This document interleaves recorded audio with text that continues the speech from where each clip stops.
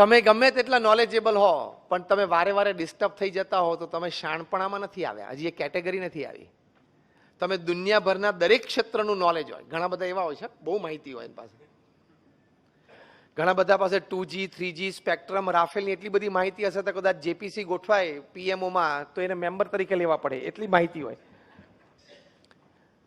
પણ એની સામે કોઈ બે વાર જોતું હોય તો એને પ્રશ્ન થાય કેમ જોતો હશે, કેમ જોતો હશે, એટલું એનું મન વીક હોય. આપણે પણ જો ને ગેધરિંગમાં જઈએ ત્યારે આપણને એમ પ્રશ્ન થાય કે પેલો માણસ 3 વખત મારી સામે જોતો હતો, કેમ જોતો હશે? હવે જવાબ તમને કહું, આંખ છે ને જોવે, સિમ્પલ. તો કે 4થી 5મી વાર જોયું, 3 વાર જ જોયું તું, 2 વાર તો આમ જોતો તો તું વચ્ચેથી પસાર થયેલો. એટલે નાના નાના સંજોગો પરિસ્થિતિને આપણે એટલી બધી ડાઉટથી જોઈએ છે કારણ કે આપણું mind is weak, is cheap, is mean. એટલે આપણે તરત ડિસ્ટર્બ થઈ જઈએ છીએ. આવું કેમ થયું? નહોતું થવું જોઈતું. આવું કેમ થયું જે બરોબર નથી? તો એ સંજોગ અને પરિસ્થિતિને આપણે સાચવતા આવડવી જોઈએ. Setbacks are part of life, failure is part of life, fall is part of life. Yes or no? Setback, failure અને ફોલ તો જીવનનો એક ક્રમ છે. અને some of the best lessons you learn from that. જીવનમાં મોટી પછડાટ ના આવી હોય તો ભગવાનને એકવાર પ્રાર્થના કરવી કે એવો સંજોગ મારા જીવનમાં આવે કે મોટી પછડાટ આવે, એવી પ્રાર્થના કરવી. આવી પ્રાર્થના તમને પૃથ્વી ઉપર કોઈ નહીં શીખવાડે, હું શીખવાડું છું. આપણને એમ જ પ્રાર્થના કરીએ છીએ ભગવાન બધું મારું સારું થાય ને, દીકરાનું લગ્ન થઈ જાય ને, દીકરી સુખી થઈ જાય ને, છોકરો પરદેશ ભણવા જાય ને, ધંધો સારો ચાલે ને, એવી જ પ્રાર્થના કરીએ છીએ. કોઈક દિવસ તો જીગર રાખો કે ભગવાનને એકવાર કહું કે એવા સંજોગો જીવનમાં ગળો કે પછડાટ આવે, સેટબેક આવે, ફેલિયર આવે તો જીવનની ઘણી બધી સ્પષ્ટતાઓ, વ્યક્તિઓ વિશે ઘણી બધી સ્પષ્ટતાઓ તમારા મનમાં આવશે. Setback or failure is the greatest teacher. એવા સંજોગો જીવનમાં આવે એ બહુ જ જરૂરી છે. તો વ્યક્તિ ઓળખવાની પારખ એટલે પરખ તમારી બદલાઈ જશે, એક ક્ષમતા જુદી કક્ષાએ પહોંચી જશે. સંજોગ અને પરિસ્થિતિ તમે હેન્ડલ કરી શકશો. See, what happens with you is 10%. How you take it is 90%. જે બને છે તમારી સાથે એની તો ઇમ્પેક્ટ તમારી પર 10% છે. એ સંજોગ એ પરિસ્થિતિને તમે કેવી રીતે જોવો છો, કેવી રીતે મૂલવો છો, તમારા જીવનમાં એ કેવી રીતે સ્વીકારો છો એની ઉપર એનું 90% ઇમ્પેક્ટ રહેલી છે.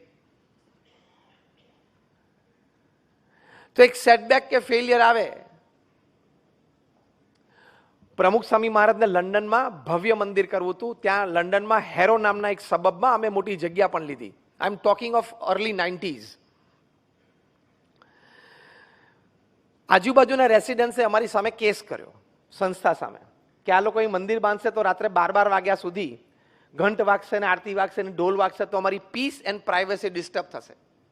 એટલે 12 વાગ્યા સુધી કોઈ નથી વગાડતું, અમારે ટાઈમ નથી. અને અમે કહ્યું ભારતમાં આવો, અમારા મંદિરો જુઓ, રાત્રે 9 વાગે તો મંદિર શાંત હોય છે, થઈ જાય છે, ઠાકોરજી પોઢી જાય છે.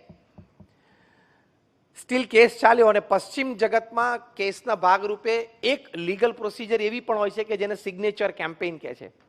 કોર્ટ બંને પાર્ટીને કે જે અફેક્ટેડ નેબરહુડ છે એમાંથી તમે તમારી સિગ્નેચર લઈ આવો, કન્વિન્સ કરીને લોકોને. વધારે સિગ્નેચર કોણ લાવે છે? એટલે સાહજિક છે એ લોકો લોકલ્સ હતા ને અમે ઇમિગ્રન્ટ્સ હતા, એટલે વધારે સિગ્નેચર એ લોકોને મળી. કંઈક એ મોટી વાત રાખીને કોર્ટે જજમેન્ટ આપ્યું કે BAPS સંસ્થા અહીંયા મંદિર નહીં બનાવી શકે. Full and final judgement. Now listen carefully. Pramukh Swami મહારાજ બરોડામાં હતા અને લંડનથી અમારા ટ્રસ્ટીશ્રીઓએ ફોન કર્યો અને કહ્યું પ્રમુખ સ્વામી મહારાજને કે સ્વામી આપણે કેસ હારી ગયા છીએ અને હવે આપણે ત્યાં મંદિર નહીં કરી શકીએ. અમારા વડીલ સંત પૂજ્ય વિવેક સાગર સ્વામી સામે જ ઉભા હતા, એ આ પ્રસંગના પ્રત્યક્ષ સાક્ષી. પ્રમુખ સ્વામી મહારાજના કાને આ શબ્દ પડ્યા કે we have lost the case and it is a full and final judgement. પહેલો રિસ્પોન્સ પ્રમુખ સ્વામી મહારાજનો, જો આ સંજોગ અને પરિસ્થિતિમાં અભિગમ કેવા રાખવા. એક સેટબેક તો આવ્યો લાઈફમાં, મોટો ઝાટકો તો આવ્યો. પ્રમુખ સ્વામી મહારાજે ઝાટકાને કેવી રીતે લીધો ને એ આપણે શીખવાનું છે. એ જીવન છે. પ્રમુખ સ્વામી મહારાજના ચહેરા ઉપર એક લકીર પણ ફરી નહીં, નોટ અ સિંગલ વ્રિંકલ ચેન્જડ. પહેલું વાક્ય પ્રમુખ સ્વામી મહારાજ બોલ્યા, જેવી ભગવાનની ઈચ્છા. આ શબ્દોમાં બહુ તાકાત છે. બીજું વાક્ય પ્રમુખ સ્વામી મહારાજ બોલ્યા કે આપણે આપણો પુરુષાર્થ કરી લીધેલો, હવે જે પરિણામ આવ્યું એ આપણે સ્વીકારી લેવાનું. કેટલી સ્થિરતા રહે. આપણે આપણો પુરુષાર્થ કરી લીધો, બધા રિસોર્સિસ આપણે કામે લગાડી દીધા, હવે પછી જે પરિણામ આવ્યું એ આપણે સ્વીકારી લેવાનું, કારણ કે એનાથી વિશેષ તો આપણે કંઈ કરી શકીએ મતા જ નહીં. અને the third thing is determination. પ્રમુખ સ્વામી મહારાજે કહ્યું કે આપણે નક્કી કર્યું છે કે અહીંયા મંદિર કરવું છે, એટલે કરવું તો છે જ. બીજી જગ્યા શોધવા માંડો, કરશું. બીજી જગ્યા શોધી નિસ્દનમાં કર્યું. 1995માં ઉદ્ઘાટિત થયું ત્યારે રીડર્સ ડાયજેસ્ટે લખ્યું કે it is the 8th wonder of the world. તમે આજે પણ નિસ્દન જાઓ તો એ મંદિર beautiful exhibition of Indian culture, અને સમગ્ર ઇંગ્લેન્ડ દેશની એક પણ સ્કૂલ બાકી નહીં હોય જેના વિદ્યાર્થીઓએ આ મંદિરની વિઝિટ નહીં લીધી હોય. અને અત્યારે ધ 100 ટોપ આઇકોનિક બિલ્ડિંગ્સમાં એ BAPS સ્વામિનારાયણ મંદિર નિસ્દન લંડનનો સમાવેશ છે. કામ પણ એવું કર્યું, પણ આમ ડઘાઈ ન ગયા. આપણે શું થાય કે આ કેમ બન્યું, આ મુખ્ય પ્રશ્ન હોય છે. મેં કોઈનું ખોટું નથી કર્યું તોય મારી જોડે આવું કેમ બન્યું, આ મુખ્ય પ્રશ્ન હોય છે. બધા હા પાડો છો એટલે વાત તો સાચી છે ને. મેં કોઈનું ખોટું નથી કર્યું તો મારી સાથે કેમ આવું કર્યું, આ એક પ્રશ્ન. બીજો પ્રશ્ન, મેં મારી બુદ્ધિ, શક્તિ, આવડત, હોશિયારી, રિસોર્સિસ બધા કામે લગાડેલા, તો એમ મારા પ્લાનિંગ પ્રમાણે મને સક્સેસ કેમ ના મળ્યો, એ બીજો પ્રશ્ન. હું પ્રેક્ટિકલ વાત કરું છું ને, યસ ઓર નો. આ મનમાં આપણે રહે છે. પણ એક વાત સમજી રાખવાની, શ્રીમદ ભગવદ્ ગીતામાં ભગવાન શ્રી કૃષ્ણએ અર્જુનને કહ્યું, કર્મણ્યવાધિકારસ્તે મા ફલેષુ કદાચના. શું કીધું અર્જુનને? કે કર્મ કરવું એ તારો અધિકાર છે, તારું ફરજ છે, પણ પરિણામ ભગવાને કહ્યું કે હું નક્કી કરીશ. કેમ? કે if there are 10 factors which are in your control to bring success to the project, there are 10 factors which can bring failure to the project which are not in your control. સીધી વાત છે. અને આ શ્લોકનો તમને practical અનુભવ બધાને છે, પણ તમે વિચાર નથી કર્યો ને, એટલે તમને વારે વારે ડિપ્રેશન અને ફ્રસ્ટ્રેશન ફેલિયર વખતે આવે છે. આ શ્લોકનો તમને પ્રેક્ટિકલ અનુભવ જીવનમાં 10 વખત હશે. જો હવે હું બોલું ને એમાં તમે બધા હા પાડશો કે અમારા અનુભવ છે. શાંતિથી સાંભળજો. આપણને બધાને અનુભવ છે કે ઘણી વખત આપણે ખૂબ સારો પુરુષાર્થ કર્યો હોય, બધા રિસોર્સિસ કામે લગાડ્યા હોય, તોય આપણને સક્સેસ ઓછો મળે છે. હા કે ના? અને ઘણી વખત ઓછું પ્લાનિંગ હોય, એક્ઝિક્યુશન સંતોષકારક ન થયું તો ધાર્યા બાદનું પરિણામ આવી જાય. હા કે ના? તો આ શ્લોક સાચો ખોટો? કે ભગવાને કહ્યું કે તું કર્મ કરે જા, પરિણામ હું નક્કી કરીશ, પણ આપણે એનો વિચાર નથી કર્યો. આ વિચાર હોય તો કોઈ દિવસ સંજોગ અને પરિસ્થિતિમાં આપણે જરાય ચલાયમાન ના થઈએ. એક વાત તો નક્કી કરી જ રાખવાની કે સંજોગ અને પરિસ્થિતિ તો પોઝિટિવ કે નેગેટિવ હોય, હું મારી સ્થિરતા, મારો ધ્યેય, એમાંથી તો હું ક્યારેય વિચલિત નહીં જ થઉં, નહીં તો તમે જીવન હારી ગયા કહેવાય. તો આ છે સંજોગ અને પરિસ્થિતિ પ્રત્યેનો અભિગમ.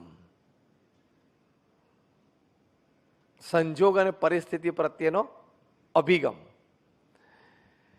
એક હસતા હસતા એક દ્રષ્ટાંત આપું તમને.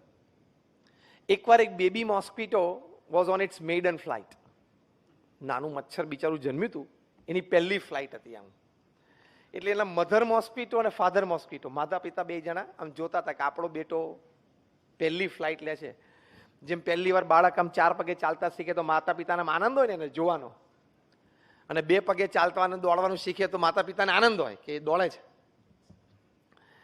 એટલે માતા પિતા બેબી મોસ્કીટોને જોતા હતા કે on it's maiden flight the mother, એમાં મધર બધા ઉત્સાહી હોય, વધારે એમ આનંદ હોય કે મારો બાળક ચાલતા શીખ્યો, દોડતા શીખ્યો. એટલે માતા પિતા બંને આમ જોતા હતા. અને પેલું બેબી મોસ્કીટો આમ ગોળ ફરીને રૂમમાંથી પાછું આવ્યું, પાછું માતા પિતા પાસે બેઠું. એટલે એની માતાએ હરખભેર પૂછ્યું કે how was your flight, how was your flight, તમે કેવું લાગ્યું તમને? તો પેલી બેબી મોસ્કીટો કે mom, mom, wherever I went, everybody were clapping for me. હું જ્યાં જ્યાં ગયો ને ત્યાં બધા મારી માટે તાલીઓ પાડતા હતા. ખબર પડી? મેં સ્વિચ તો દાબી હતી પણ 2 ઝબકારા પછી લાઈટ ચાલુ થઈ. હું જ્યાં જ્યાં ગયો ત્યાં બધા મારી માટે તાલી પાડતા હતા. શું એકચ્યુઅલી શું કરતા હતા? બધા એને મારી નાખવાનો પ્રયત્ન કરતા હતા. અરે મચ્છર ઉડે એટલે આપણે મારી નાખવાનો પ્રયત્ન કરતા હતા. ભલે લોકો મારી નાખવાનો પ્રયત્ન કરતા હતા, અભિગમ એ રાખવાનો કે તાલીઓ પાડતા હતા. જીવનમાં આનંદમાં રહેવું હોય તો આપણા હાથની વાત છે ને. લોકો તો જે કરવું હોય કરે. If you are principally right and not offending anybody, આ 2 શબ્દો યાદ રાખજો. તમે સિદ્ધાંત અને મૂલ્યોની દ્રષ્ટિએ સાચા હો અને કોઈને પણ ઓફેન્ડ ના કરતા હો તો કોઈથી ગભરાવાની જરૂર નથી. વ્યક્તિઓની ચિંતા રાખવાની જરૂર નથી. વ્યક્તિ અને સમાજનો અભિપ્રાય મારી માટે શું છે એની ચિંતા રાખવાની કઈ જરૂર નથી.